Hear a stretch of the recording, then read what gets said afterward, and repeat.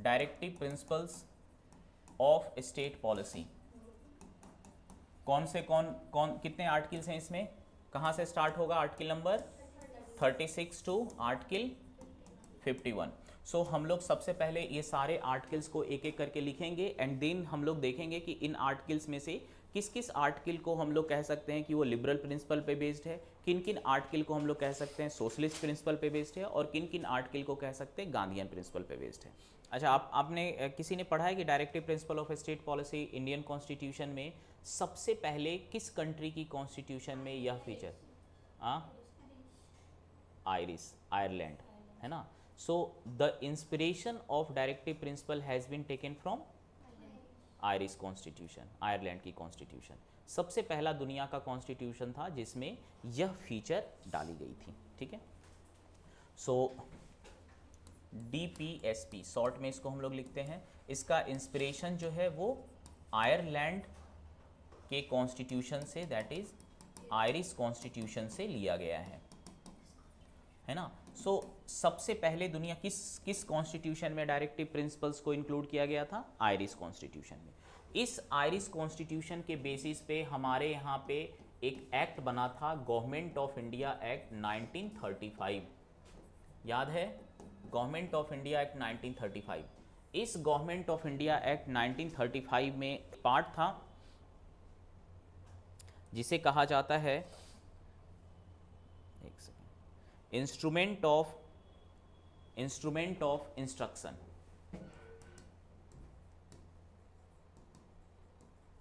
Instrument of instructions 1935 का जो government of India act है वो एक तरह से देखो तो हमारे कॉन्स्टिट्यूशन का 50-60% पार्ट जो है वो यहीं से लिया गया है। और इस एक्ट में भी एक इंस्ट्रूमेंट ऑफ इंस्ट्रक्शन था, जो इंस्ट्रक्शन किसके लिए था? ये भी एक तरह का इंस्ट्रक्शन है, डायरेक्टिव प्रिंसिपल भी एक तरह का इंस्ट्रक्शन है। यह इंस्ट्रक्शन जो गवर्नमेंट ऑफ इंडिया एक्ट 1935 में था, ये इंस्ट्रक्शन था फॉर गवर्नर जनरल,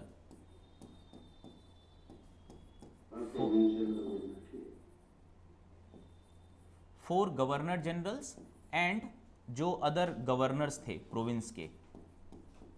मतलब कि दिस इंस्ट्रूमेंट ऑफ इंस्ट्रक्शन जो है वो बेसिकली एग्जीक्यूटिव के लिए था। किसके लिए था? हेड के लिए। जो पूरे इंडिया के हेड थे गवर्नर जनरल कहते थे उसको, और इंडिया में जितने भी ब्रिटिश प्रोविंस थे उनके हेड को गवर्नर्स कहते थे। लेकिन हमारे कॉन्स्टिट्यूशन में जो डायरेक्टिव प्रिंसिपल है वो किसके लिए है? वो इंस्ट्रक्शन स्टेट के लिए है। और स्टेट का डेफिनेशन यहां पर जो है वो एग्जीक्यूटिव एंड लेजिस्लेटिव दोनों है इसमें। सो दो सोर्स, अगर सबसे स्टार्टिंग का सोर्स कहें डायरेक्टिव प्रिंसिपल का तो दैट इज आयरिश कॉन्स्टिट्यूशन, और अगर इसको हम बात करें कि हमारा जो कॉन्स्टिट्यूशन में दिया गया उसका इमीडिएट सोर्स क्या है, तो this government of India act 1935, है ना। आइडिया वहाँ से लिया गया कि हमें इस तरह का एक डायरेक्शन रखा जाए। इसके अलावा जब कॉन्स्टिट्यूएंट असेंबली में कॉन्स्टिट्यूशन बनाए जा रहे थे तो उस समय काफ़ी बड़े स्केल पे ये डिबेट हो रहा था कि हमें किस किस तरह के राइट्स देने चाहिए सिटीज़न को, हमें किस किस तरह के राइट्स सिटीजन्स को देने चाहिए। वहाँ पर हमारे कॉन्स्टिट्यूशन के एक एडवाइज़र थे, ठीक है, जिसका नाम था BN राव। क्या नाम था? BN राव। कॉन्स्टिट्यूएंट असेंबली के बारे में आपको मैंने जब बताया था तो यह बताया था कि कॉन्स्टिट्यूएंट असेंबली में उस समय के जितने भी फ्रीडम फाइटर्स थे, जितने भी उस समय के इम्पॉर्टेंट पर्सन्स थे, वो सारे इसके हिस्से थे। जितने भी लोग, जितने भी इम्पॉर्टेंट लीडर्स थे उस समय, वो सारे लोग कॉन्स्टिट्यूएंट असेंबली के पार्ट थे, सिवाय किसके? गांधी के। और गांधी एक तरह का एक फिलोसफिकल व्यक्ति थे, वो मतलब वो डायरेक्शन काइंड ऑफ, वो घर के सबसे बुजुर्ग वाले ना उस समय, गार्जियन ऑफ द कंट्री, है भी फादर ऑफ द नेशन। सो एक व्यक्ति था जो कॉन्स्टिट्यूशनल एक्सपर्ट थे, वो एक्चुअली एक इंडियन थे जो कि सिविल सर्वेंट थे उस समय ब्रिटिश पीरियड में। उन्होंने म्यांमार के कॉन्स्टिट्यूशन को बनाने में हेल्प की थी बिफोर इंडियन कॉन्स्टिट्यूशन, और एक तरह से वो इंटरनेशनल कोर्ट ऑफ जस्टिस के जज भी बने थे, है ना। एक काइंड ऑफ दुनिया में जूरिस्ट का मतलब क्या? लॉ का विशेषज्ञ, जूरिस्ट मीन्स लॉ विशेषज्ञ, जिसको जस्टिस करने का जो विशेषज्ञ हो, जस्टिस करने का जो एक्सपर्ट हो। तो BN राव का पूरा नाम जो था Benegal Narasimha Rao.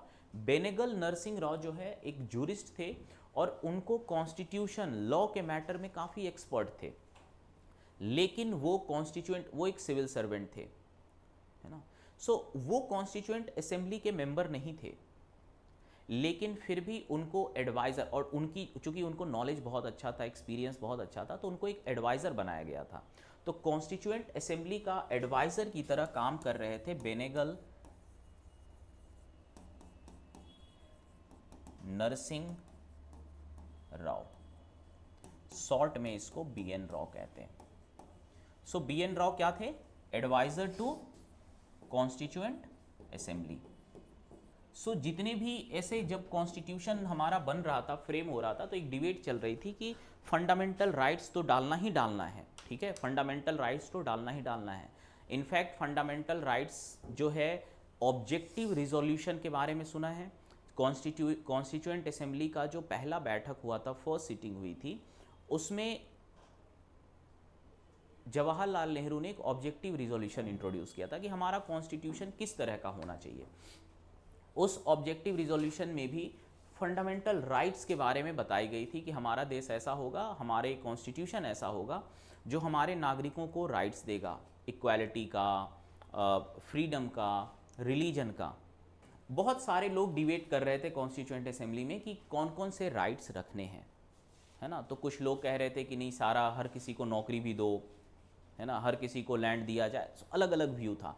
So kind of जितने भी, अगर हम लोग इसको पूरा समराइज़ करें, तो ये एक चीज़ें चल रही थी कि हमें पॉलिटिकल, सोशल, इकोनॉमिक तीनों राइट्स देने हैं, क्योंकि हमारा प्रेम्बल भी, जो हमारा ऑब्जेक्टिव है, वो भी कहता है कि हमारे कंट्री में जस्टिस होना चाहिए, सोशल, पॉलिटिकल एंड इकोनॉमिक।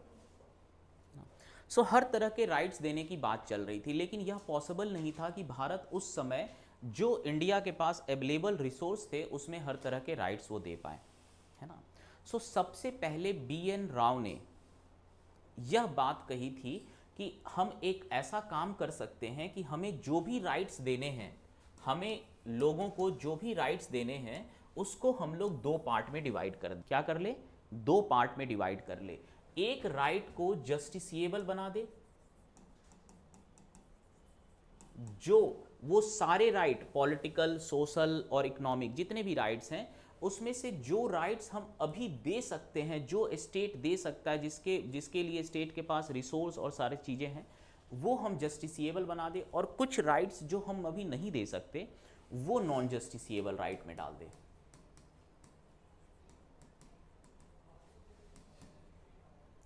है ना। सो काफ़ी डिस्कशन चल रहा था कि कौन सा राइट देंगे, काइंड ऑफ टेंस माहौल था, और BN राव को उन्होंने प्रूफ कर दिया कि क्यों वो एडवाइज़र थे। उन्होंने जब यह सजेशन दिया तो सारे लोगों ने इसको झट से मान लिया, है ना। और जो ड्राफ्टिंग कमेटी थी अंबेडकर, उन्होंने इसको एक्सेप्ट किया, और जो जो राइट्स हमारे लिए इमीडिएट, कुछ राइट्स दिए गए जस्टिसिएबल वाले और नॉन जस्टिसिएबल वाले।